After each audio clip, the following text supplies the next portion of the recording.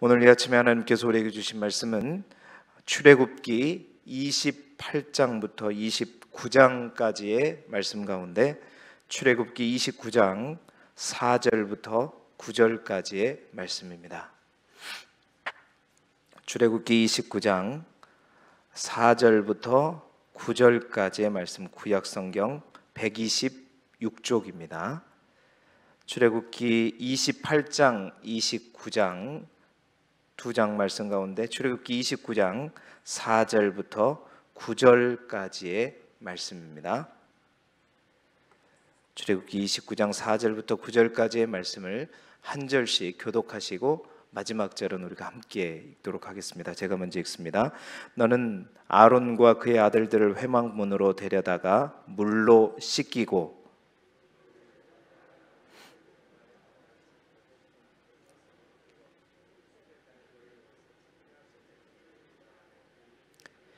그의 머리에 관을 씌우고 그 위에 거룩한 패를 더하고 그의 아들들을 데려다가 그들에게 속옷을 입히고 관을 씌워 그들에게 제사장의 직분을 맡겨 영원한 규례가 되게 하라. 너는 이같이 아론과 그의 아들들에게 위임하여 거룩하게 할지니라. 아멘. 오늘은 출애굽기 28장 29장의 말씀으로 교재에 있는 제목으로 제사장 직분의 위임, 제사장 직분의 위임이라는 제목하에 하나님의 말씀을 함께 나누도록 하겠습니다. 오늘 교재에 나와 있는 포인트 우리 함께 읽어보겠습니다. 동포인트 함께 읽겠습니다. 시작. 하나님께서는 아론과 그의 아들들에게 거룩한 옷을 만들어 입히라고 말씀하시고 이어 제사장 위임식의 순서도 알려주십니다. 아멘. 성막법은 모세가 하나님으로부터 받은 율법의 일부이죠. 그러나 의식법이라고 하죠. 종교 의식법. 이제 우리가 배웠던 것처럼 도덕법, 십계명이 있었고 시민법이라고 불리우는 언약법이 있었고 이제 의식법이라고 불리우는 종교 의식법, 이 세 번째에 해당하는 법이죠.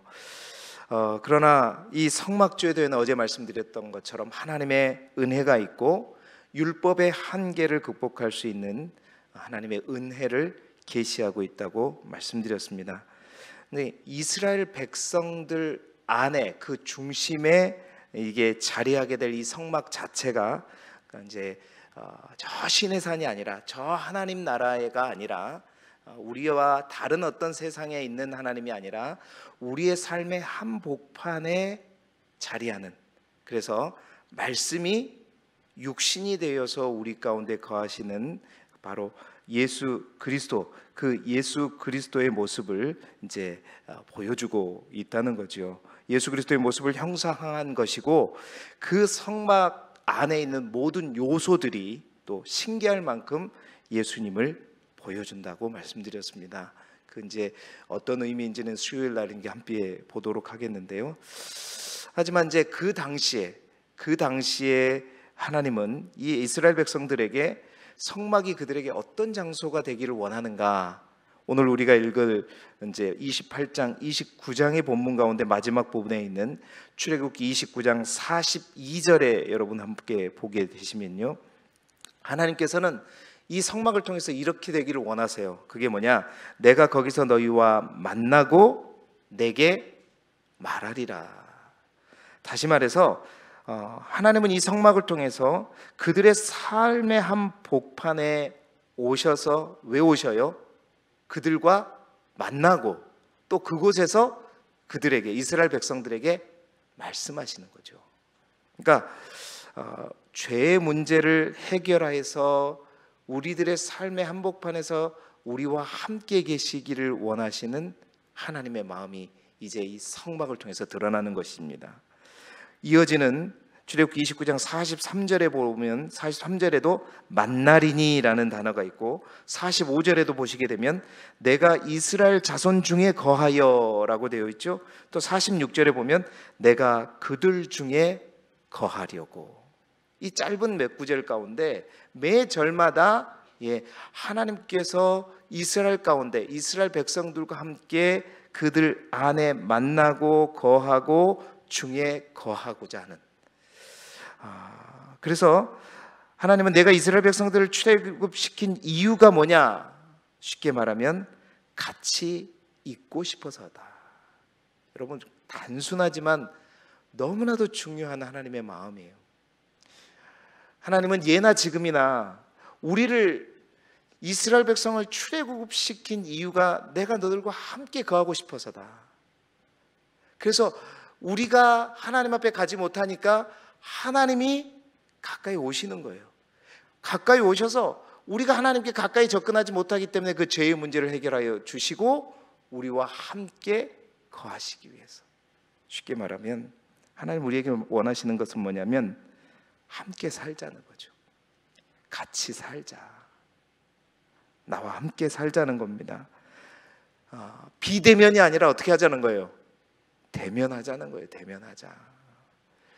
그동안 시내산 꼭대기에서 모세를 만난 하나님께서 이제 성막으로 오셔서 우리의 삶 속으로 오시고 그 제사장을 통해서 지성소에서 우리를 만나주시고, 그리고 그 하나님의 영광이 이제는 그 성막에서 나중에는 뭘로 옮겨져 가요? 성전으로 옮겨가게 되고, 그 성전에 임할 하나님의 영광이 이제 우리 마음의 성전인 우리의 마음 속에 오셔서 점점 하나님은 저 피안의 세계가 아니라, 우리가 사는 다른 세계가 아니라 우리 안에 침투하셔서 역사하시고 점점 더 가까이 오시고 결국에는 어디 안에? 우리 안에 오시기를 원하시는. 목적은 뭐예요? 같이 하자. 함께 살자. 이번 주에 하나님의 말씀을 준비하면서 제가 기도할 때도 그렇게 기도했지만요, 그 하나님의 열심, 어떻게 해서든 우리와 같이 살려고 하는, 우리 가운데 함께 누리기를 원하시고 함께 거주하기를 원하시는 하나님의 열심을 보게 되는 것이죠. 사랑하는 성도 여러분, 정말 우리를 향해 가까이 오시는 하나님만큼 우리 또한 정말 하나님께로 더욱더 가까이 나아갈 수 있기를 소망합니다. 옛날에는 휘장이 닫혀 있기 때문에 우리가 지성소로 가지 못했지만 이제는 우리도 갈 수 있잖아요. 그 휘장이 찢어짐으로 말미암아 우리 또한 갈 수 있잖아요. 근데 우리가 그 권리와 또 그것을 가졌음에도 불구하고 우리가 하나님께 가지 못한다? 아니죠. 하나님의 열심을 바라보면서 우리 또한 열심을 내서 이제 그 하나님과 날마다 때마다, 특별히 이 주일 이 하루 또 정말 하나님과 동행하고 함께하는 복된 하루가 되기를 주님의 이름으로 축복합니다.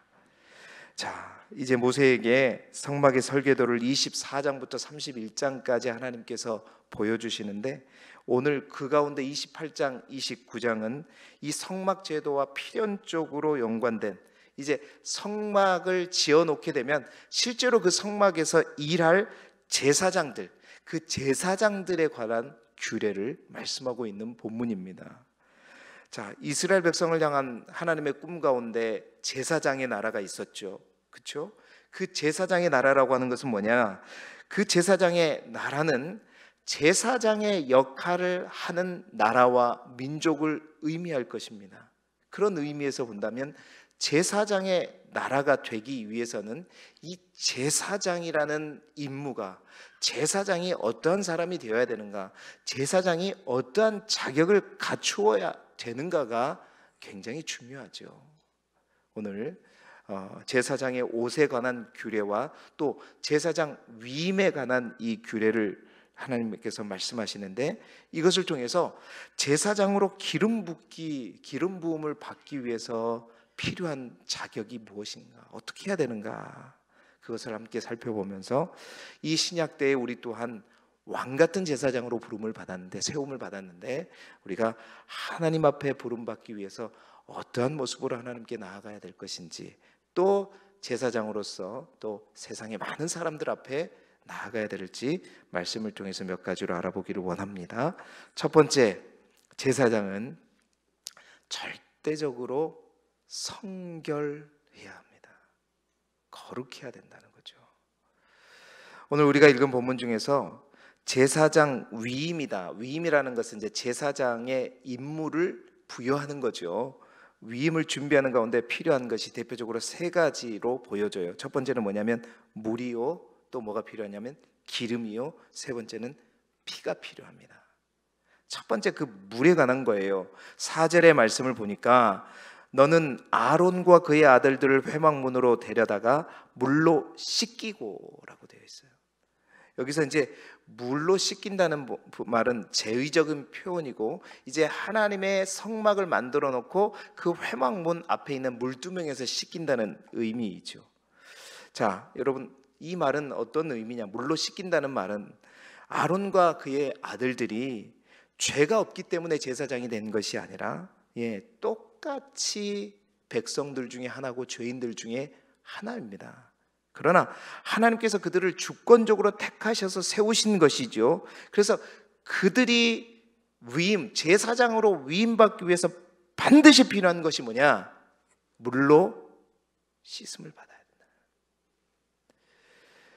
백성들을 거룩하게 이끌기 위해서 자신들이 먼저 깨끗하게 되어야 한다는 거죠. 그래서 위임식의 기본 준비가 마쳐지고 먼저 자신들을 위한 제사를 지내게 되는데, 세 가지 그 제사를 드릴 때 가장 먼저 드리는 제사가 뭐냐면 속죄제입니다. 그 속죄제라고 하는 것은 하나님 앞에 자신들의 죄를 씻어내는 제사이죠. 자신들의 죄를 먼저 씻어낸다. 이거는 제사장으로 있어서 반드시 있어야 되는 거예요. 지난번에도 설교하면서 말씀드렸지만, 제사장들이 더럽힘을 당하게 되면 중간에서 그 역할들을, 통로의 역할을 감당할 수 없기 때문입니다. 여러분, 더불어 우리가 함께 볼 말씀이 있는데요. 그게 뭐냐? 얼마만큼 거룩해야 되는가? 출애굽기 28장 33절부터 35절에 보면 제사장의 제사장이 입는 겉옷 의례 가운데 겉옷에 보면 금방울을 달게끔 되어 있어요. 금방울을 다는데, 여러분, 대사장이 그 성소에 들어갈 때와 나올 때 그 소리가 들릴 것이고 그리하면 죽지 아니하리라 말씀하고 있거든요. 이제 전통적으로 이 금방울에 대해서 이제 많은 학자들이, 우리 대한민국의 학자들이 이 금방울에 대해서 이렇게 해석을 했죠. 대제사장이 지성소에 1년에 한 번 들어가는데 다른 사람은 아무도 못 들어가잖아요. 그 지성소에 들어갔을 때 제사장이 깨끗하지 않고 정결하지 않게 되면, 즉 죄를 가지고 들어가게 되면 즉시로 죽기 때문에 그 죽음을 확인하기 위해서 달린 게 금방울이다. 그래서 어떻게 얘기하냐면 이제 금방울 소리가 들으면 살아있다는 증거이고, 들어갔는데 그 금방울 소리가 나지 않으면 어떻게 해요? 제사장이 죽었는데, 죽었다고 1년에 한 번 제사장만 들어가는 그곳을 이제 일반 다른 제사장이, 대제사장만 들어가는 곳을 아무도 못 들어가잖아요. 그래서 금방울을 달고 죽음을 확인하고 허리에다가 끈을 달아가지고, 죽으면 이제 어떻게 해요? 소리가 안 나면 못 들어가니까 이제 끌어서 이렇게 시체를 처리했다. 이렇게 이제 많은 목사님들이 가르치고 했어요. 근데 사실은 이것은 이제 성경에 대해서 잘못 해석된 부분입니다. 사실은 레위기 16장에 가보게 되면 대제사장은요, 성소와 지성소가 있는데, 성소에 들어갈 때, 성소에서 일을 볼 때는 겉옷을 입고 일을 했어요. 그러나 1년에 한 번 들어가는 지성소에 들어갈 때는요, 겉옷을 벗고 하얀 세마포 속옷을 입고 들어갔습니다. 그렇기 때문에 지성소에 들어갈 때 방울은, 겉옷에가 방울이 달려 있거든요. 그래서 잘못된 해석이고요. 그러나 우리가 이 본문을 통해서 분명히 알 수 있는 것이 하나가 있어요. 그건 뭐냐? 대제사장이 성소가 됐건 지성소가 됐건 그 성소에서 일을 할 때 어쩔 수 있다? 죽을 수 있다는 거예요. 이게 큰 의미입니다, 여러분. 굉장히 중요한 의미예요. 죽을 수 있다는 거예요. 제사장일지라도 하나님과 맺은 언약에 충실하지 않으면, 온전히 하나님 앞에 깨끗하고 순결되지 못한 제사장이 그 제사장의 일을 할 때 죽을 수 있다는 것을 보여주는 거예요. 그렇게 특권을 받고 거룩한 옷을 입고 다른 사람들과 구별된 화려한 옷을 입었어요. 그랬으면 하나님이 기뻐하시고 칭찬하고 영광받는 일만 있어야 할 듯한데, 그가 하는 삶에, 그가 하는 사역의 현장 가운데 뭐가 함께 있다? 죽음이 함께 있다. 이 말은 대제사장이 함부로 자신을 가볍게 하고 지성소에 들어간다거나 성소에 들어갈 수 없다는 겁니다. 그렇습니다, 여러분. 하나님 앞에 가장 가까이 나가서 예배를 한다는 것은 가장 큰 영광스러운 일이면서도 감사이죠. 그러나 그러기 때문에 더 조심스럽고 항상 스스로를 점검해야 되고, 자신을 하나님의 거울에 비춰 부끄러움이 없도록 항상 믿음으로 살아야 되는 거예요. 여러분, 이 시대에 모두가 다 대제사장으로, 왕같은 제사장으로 부름을 받았지만, 정말 담임 목회자로 정말 어떻게 보면 그렇잖아요. 하나님과 항상 주의 성전에서 업무를 보고 일을 하고 또 그 일들을 하지만, 그렇다고 해서 내가 영광이 있는 게 아니라 항상 두렵고 떨리는 마음으로, 하나님 앞에 겸손한 마음으로 나가야 하는 이 제사장의 모습. 여러분, 레위기 10장에 그렇잖아요. 아론의 두 아들 나답과 아비후가 하나님이 원하시지 않는 불을 드렸다가 즉시로 어떻게 되었어요? 죽었잖아요. 그때 하나님께서 아론에게 하신 말씀이 있어요. 나는 나를 가까이 하는 자 중에서 내 거룩함을 나타내고 온 백성 앞에서 내 영광을 나타내리라. 가장 나와 가까이 있는 그 자들이 온전하지 못한, 거룩하지 못하고 다른 불을 가지고 나에게 왔었을 때에 즉각적으로 그들이 죽게 함으로 하나님의 거룩을 드러내고 나타내는. 여러분, 이 말은 정말 매 순간 하나님께 나아가는 우리의 태도, 나의 태도를 깊이 있게 묵상케 하는 본문이라는 것입니다. 이 시대 왕 같은 제사장으로 살아갈 우리가 내 한 걸음, 내 말, 내 생활 속에서 정말 우리 안에 이 생명의 방울소리가 들리는, 성전에 와 예배하고 성전에 와서 열심히 봉사하지만 이 금방울 소리가 전혀 들리지 않는, 영적으로 죽어버려 있지는 않는지, 몸뚱아리만 교회에 와 있고 전혀 하나님의 마음은 준비되지 않고 정말 하나님 앞에 온전하게 내 자신을 바라보면서 나의 부족함을 하나님 앞에 주의 보혈로 의탁해서 씻지 않고 내가 성전에 와 있다면 우리들의 금방울 소리는 들리지 않는 것이죠. 죽어 있는 것이 얼마나 끔찍한 얘기입니까? 그 화려한 대제사장의 사역의 현장 가운데도 뭐가 있다? 죽음이 있다. 우리가 두렵고 떨리는 마음으로 항상 하나님 앞에 떠야 한다.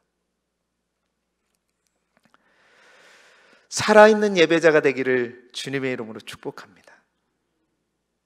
두 번째 제사장은요, 신령한 권위가 또한 있어야 합니다.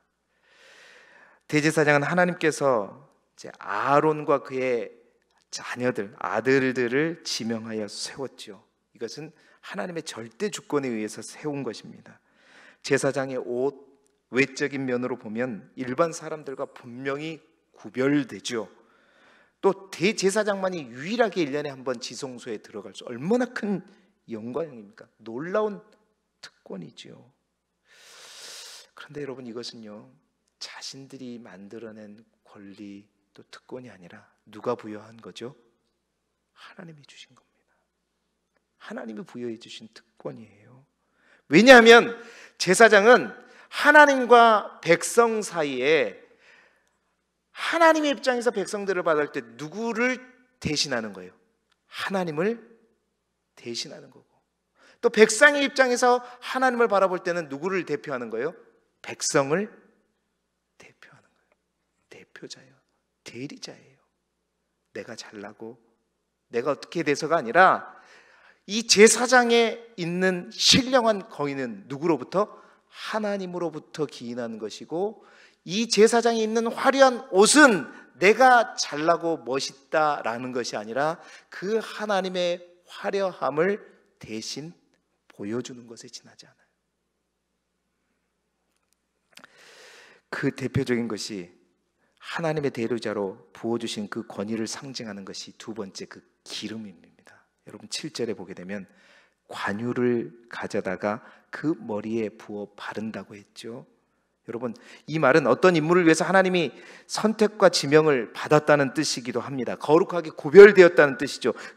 그러나 뿐만 아니라 성경에서 여러분 기름은 곧 뭘 상징합니까? 성령을 상징하죠. 보다 더 영적인 면에서 해석하게 되면 제사장들에게 기름을 부으라는 것은 이 하나님의 일을 감당하기 위해서 하나님이 부어주시는 뭐를? 성령의 권능을 받아야 된다는 거예요. 여러분, 이 시대에 제사장의 나라에서 하나님의 대리인 그 권위를 가지고 귀한 직분을 감당하기 위해서 어찌 우리가 부족하고 연약한 인간의 힘과 능력으로 그것을 감당할 수 있겠냐 말이죠. 예수님의 제자들을 보십시오. 영적인 이 시대에 정말 왕같은 제사장으로 우리 모두가 부름받았지만 왕같은 제사장으로 부름받은 첫 주자들이 누구예요? 예수님의 12제자들이잖아요. 그들이 성령을 받기 전까지는 어땠어요? 죽음을 두려워했고, 그래서 예수 그리스도를 부인하고 도망갔지만, 그들이 오순절 성령 경험을 통해서 성령이 충만하게 그들 가운데 역사한 이후에는 죽음을 두려워하지 않고 완전히 달라졌죠. 영적인 제사장의 권위는 내가 만들고 내가 세워가고 돈이 교회 규모가 만들어가는 것이 아니라 하나님께서 세워주시고 성령께서 충만하게 역사하는 그들만이 진정으로 제사장의 나라에서 제사장의 그 귀한 일들을 감당할 수 있는 것입니다. 그 하나님께서 부여해 주신 권위가 우리 젊은 사람들이 막 그냥 아우라 막 와, 저 사람은 뭔가 달라. 왜요? 그 사람이 뭐 근본적으로 뭐가 잘난 게 아니라 하나님이 부어주시는 영적인 권위. 우리 모두에게 그 신령한 권위가 있기를 바라고 그 권위로 사역하는 저와 여러분이 되기를 주님의 이름으로 축복합니다. 마지막으로 제사장은 뭐가 있어야 되냐? 절대적인 헌신과 충성이 필요합니다. 위임에 대한 기본 준비가 끝났을 때 세 가지 제사를 드리는데 그 첫 번째 제사가 뭐라고 그랬어요? 아까 속죄제라 그랬죠. 그 다음에 드리는 제사가 번제와 화목제예요. 모두가 다 이 세 가지 제사 모두가 다 어떤 제사죠? 피의 제사입니다. 피의 제사. 번제는 무슨 제사입니까? 레위기에서 우리가 구체적으로 더 다루겠지만 번제는 모든 것을 다 태워서 드리는 제사예요. 그래서 전적인 헌신을 의미한다고 했잖아요. 보세요. 출애굽기 28장 12절에 보게 되면 제사장이 감당해야 될 임무를 상징적으로 말해주고 있어요. 그게 뭐냐면 호마노라고 하는 보석 12개에다가 이제 12지파의 이름을 6개씩 씁니다.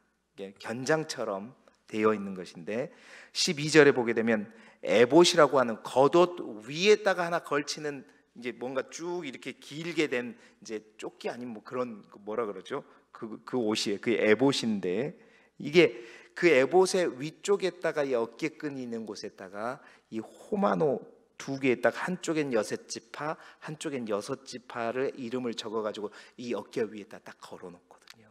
견장처럼. 자, 그런데 이것이 뭐냐면 바로 12지파의 죄를 짊어지고 하나님 앞에 섰다는 그 영적인 그들의 사역 임무를 의미하는 거란 말이죠. 그들의 죄와 연약함을 들고 하나님 앞에 충성스럽게 서는 것을 의미하는 자, 그런 의미에서 이 호마노를 양쪽에 달고 있는 것입니다. 이것이 신약으로 연결되게 되면 예수님은 친히 우리의 대제사장이시면서 우리를 위해서 친히 죽으시는 유월절 어린 양이잖아요. 그때 그 예수 그리스도를 바라보면서 세례요한이 뭐라 그래요? 보라, 세상 죄를 지고 가는 하나님의 어린 양이로다. 세상의 죄. 여러분, 우리가 대제사장이다, 제사장으로 이제 우리가 어떤 역할에 대해서 얘기할 때 항상 하나님을 대신하는 어떤 그런 자로서의 입장에서뿐만 아니라 제사장의 역할로서 우리가 회복돼야 될 것이 뭐냐면, 아까 말했지만 백성들을 볼 때는 하나님을 대리하는 대리자로 서는 것이지만 또 백성들이 입장에서 하나님을 바라볼 때는 백성들을 대표해서 서는 자들로 선자가 바로 제사장이에요. 뭘 대표하는가? 항상 그 백성들의 죄와 그들의 연약함과 기도의 제목들과 시대의 슬픔과 고통과 죄악을 감당하면서 그 모든 것을 우리의 두 어깨 위에 지고 하나님 앞에 가는 이 일에 절대적으로 충성해야 된다는 거예요. 절대적으로 헌신해야 된다는 거예요. 나는 비록 아니지만 이 시대의 아픔과 고통과 모든 죄악을 내 아픔처럼, 내 슬픔처럼, 내 죄악처럼 두 어깨 위에 올려놓고 항상 하나님 앞에 나아가 기도하는 이 충성, 이 절대적인 헌신이 필요한 거죠. 여러분, 화목제는 무엇입니까? 제사장들은 이 화목제를 통해서 하나님과 화목하게 됨으로써 하나님과 백성 사이에 화목해 하는 직책을 수행하는 거잖아요. 여러분, 그런 의미에서 어쩌면 아까 우리가 들었던 그 금방울 소리는요, 이 항상 금방울 소리가 우리 교회에서 많이 들려야 되는 거죠. 이 금방울 소리가 제사장이 죽었는가 안 죽었는가 확인하는 소리가 아니라, 여러분, 하나님의 성소에서, 하나님의 성막에서 금방울 소리가 들릴 때마다 그 소리는 어떤 소리예요? 야, 우리의 대제사장이 우리를 대표해서 하나님 앞에 우리의 모든 죄를 지고 나아가 일하고 있구나. 우리와 하나님 사이에 화목시키는 그 일들을 하고 있구나. 이 금방울 소리는 수많은 백성들에게 야, 행복의 소리이고 기쁨의 소리이고 살아있는 소리이고 충성의 소리이고 위로의 소리요, 기쁨의 소리요, 행복의 소리인 거죠. 하나님과 화목하는 화목의 종소리입니다. 여러분, 우리의 믿음의 예배 현장에서도 항상 이 금방울 소리가 나와야 되는, 그 금방울 소리가 뭘까요? 우리가 세상의 연약함, 코로나를 힘들어하는 수많은 사람들의 모든 그들의 어리석음과 죄악과 그들의 슬픔들을 우리 어깨 위에 메고 하나님 앞에 주여 외치고 하나님을 깊이 찬송하고 주의 말씀을 선포하며, 이 소리가 우리가 살아있다는 증거고 교회가 살아있다는 증거고, 이 금방울 소리가 교회에서 딸랑딸랑딸랑 날 때에 정말 그곳이 제사장의 나라가 될 줄 믿습니다. 간절히 바라기는 저의 금방울 소리가 제일 크기를 원하고, 오늘 복된 이 주일에도 이곳 저곳에서 교회 학교에서도 그 금방울 소리가 울려 퍼짐으로 말미암아 많은 이들에게 기쁨과 희망과 즐거움과 행복이 넘치는 우리 교회가 되기를 그리스도 예수 이름으로 축복합니다. 기도드리겠습니다.